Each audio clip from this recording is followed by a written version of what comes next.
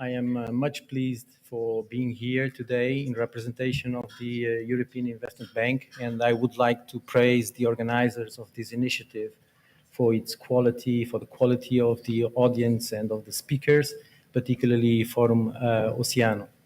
I would start with a very brief presentation of the EIB in general, and then I will jump into the subject matter of today, which is of utmost importance for the EIB. The EIB is the Bank of the European Union. It was set up in 1958 together with the Treaty of Rome, and its shareholders are the member states of the European Union. Its mission consists of contributing through financing of valuable projects to the achievement of the objectives of the Union, which include support to SMEs, climate action, environmental sustainability, research and development and innovation, strategic infrastructure, knowledge economy, and so on and so forth. We are 4,000, based mostly in Luxembourg, our headquarters. We are rated AAA, so we have the possibility of raising money on the capital markets at the finest conditions, which we pass on to the beneficiary of our financing. Well, as a matter of fact, our products are more than financing. We used to say that we are about lending, blending, and advising. Lending means essentially loans, guarantees, risk-sharing facilities, equity, quasi-equity, in the latter case through one of our subsidiaries, which is the European Investment Fund, in which the European Commission holds 30% of the capital. We have 60%. And this is basically our equity house, as well as a provider of securitization facilities. Financing is about this. Then there is advising. We are also developing a service for technical services in order to help the promoters of the projects to identify the projects, to design the projects, to implement them, and to monitor them. Last but not the least, blending. What does it mean? It means that the EIB shall combine its money with money of other sources, particularly of the public sector. For example, we co-finance projects that also benefit from the support of the European structural funds. We are, for example, in discussion with the government to see what we can do in the context of the RRF, the Resilience and Recovery Facility. We have also a lot of mandates from the European Commission in order precisely to boost the impact of our transactions in certain strategic sectors. And when the previous speaker and also Mr. Thompson said that we should be creative and design financial instruments that basically put together the private and the public sector, this is exactly our main purpose right now, and our focus is to design financial instruments, for example, including first loss pieces provided by the public sector, which actually create the right risk profile, benefit risk profile, and that enable the leverage of private sector investors, which otherwise would consider the projects and the investments not valuable on a standalone basis. This is our bread and butter, so to say. So we are, of course, more than ready to actually design those financial instruments for the purpose of the ocean economy and for the purpose of creating a sustainable and clean ocean for the benefit of the planet. And by the way, that is why possibly I would dare to say that to a certain extent, and at least as Europe, but not only Europe is concerned, we have already the Ocean Bank, which Mr. Thompson mentioned as an initiative. We are the climate bank of the EU. First of all, we are very proud of claiming this status, and we deliver particularly through the so-called Climate Bank Roadmap.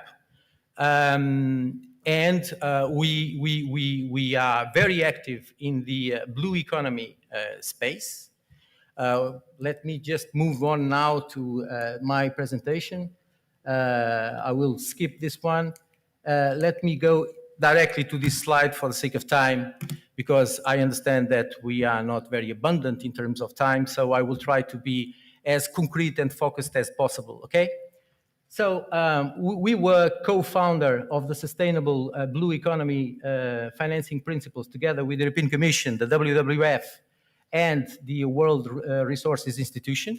This was in 2018, and this is basically a set of principles that guide best practices of financiers in the blue economy and ocean areas. Nowadays, there are more than 70 entities who adhered to those principles, which are being consistently applied. So we are very proud of that. Then we launched also in 2018 the Clean and Sustainable Ocean Program, which includes basically two pillars, the Clean Ocean Initiative and the Blue SOS. SOS stands also for Sustainable Ocean Strategy. Now, let me just indicate what each of these initiatives are. The Clean Ocean Initiative was initially created for 2 billion euros by the EIB, KfW, and Agence Française de Développement. And its main purpose is to finance projects that fight pollution, particularly plastic and microplastics pollution. This was very, very successful to the point that it has been enlarged successively. And now we have also Cassa Depositi e Prestiti of Italy, we have ECO of Spain, and from February this year, we have the EBRD, and the amount of financing committed by those partners was doubled to 4 billion euros. And also the period of implementation of this facility was extended to 2025 instead of 2023 as initially foreseen. This Clean Ocean Initiative includes also a window for technical assistance. We are discussing right now with the European Commission the so-called COTAF, which is Clean Ocean Technical Assistance and Finance Facility, which will provide money for as grants for advisory, as well as for investment grants, precisely in order to enhance the bankability and feasibility of projects together with our financing and other sources of financing of the private sector. Then the Blue SOS. This was set up in 2019 for 2.5 billion euros. This was an initiative only of the EIB and covers essentially green shipping. And I really heard with a lot of attention what previous speaker said about green shipping, and we are contributing very strongly to ways of rendering shipping as well as port activities more sustainable and more clean, coastal management, and sustainable fishery, aquaculture, research and development. Research and development, we focus a lot on ocean monitoring and provision of digital services. Coastal management, our focus is on solid waste and wastewater treatment, because actually we need to ensure that things that are done on land, on shore, do not translate eventually in garbage and negative pollution going into the ocean. So actually the fight of what's happening in the ocean starts onshore, or may start from the onshore. And the focus on solid waste management is absolutely fundamental for us.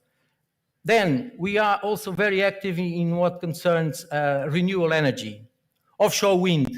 And we were amongst the first to develop a new technology of offshore wind, which is the floating offshore wind. There was a demonstration project, one of the first in the world, in front of Viana do Castelo. We provided risk financing for that venture, which, by the way, now is being replicated in other countries, particularly offshore of France. We have provided more than 10 billion euros of finance for offshore wind since 2003, and we continue on that path. Then EIB Blue Invest and Portugal Blue. This is very much about venture capital and equity.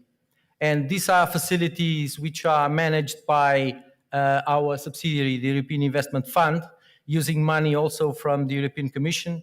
And this aims at supporting startups, early stage companies, with the focus on the blue economy and ocean protection. We signed recently the first transaction under the so-called Portugal Blue with a fund manager called Faber, and for 50 million euros, aiming at mobilizing 85 million euros. And this is actually a partnership between the EIB and the Banco Português de Fomento. Each of us put 25 million euros precisely in order to leverage this total amount of 85 million through equity and quasi-equity money for early stage startups and growth companies. I already mentioned we have a very close collaboration with the European Commission, and we also entered recently into yet another agreement, the Memorandum of Understanding with the Asian Development Bank to foster our transactions also in Asia. And let me turn very, very quickly to the MPAs. And I dare to quote what was released by the European Commission a few years ago about MPAs. MPAs are policy tools for conservation. They are not engines for economic growth, but they can simultaneously deliver conservation and tangible economic benefits. This is a win-win as long as the benefits and their realization do not impede the attainment of conservation objectives. And there should be incentives for businesses to change existing practices or invest in new opportunities. And finally, a large proportion of benefits relate to non-market improvements in societal welfare rather than real economy benefits to sectors. Few studies available conclude that the overall welfare benefits, when non-market benefits are included, of MPAs exceed total costs. Now, from here, what I want to say is, indeed, as was mentioned before by previous speakers, and particularly by Mr. Thompson, what we need to do is to tap sources of revenues that ensure tentatively the self-sustainability, financing speaking, of MPAs. So this is fundamental. Access fees, penalties in case of bad use of MPAs. I heard the idea of a fee on shipping, to which I could, personally speaking, sympathize. We need to develop other and innovative ways of generating revenues from the use or non-use of MPAs to precisely help the public sector and other entities also of the private sector to manage efficiently and to protect MPAs. This is, for me, absolutely fundamental, and this also will contribute, by the way, to the bankability of the projects around MPAs. Particularly the EIB is a bank, so we do not provide grants. We provide loans, so with an expectation of getting reimbursed. So we look at the cash flow generation capacity of the projects, and we look at the revenue generation of the projects, which may come from different sources, as those that I just mentioned. So this is what I wanted to share with you. I hope that I was not abusive in terms of time. No, thank you very much, Miguel Morgado from the European Investment Bank. Can I just ask you to stay there for 1 second? Can I ask the team to bring the chairs up? We're going to have a very brief discussion because we only have, I'm told, about 10 minutes left. As we do that, I'm just going to ask you one quick question, and that is, has as a bank that effectively tries to crowd in private investment,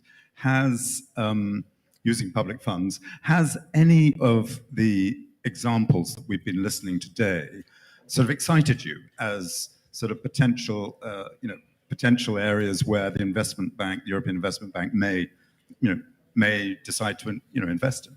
Yes, I sympathized a lot with the ideas shared by our friend of Noah, using, for example, carbon credits to feed a junior tranche in layered funds that on the top of these carbon credits attract other sources of funding. This is something that we know how to do.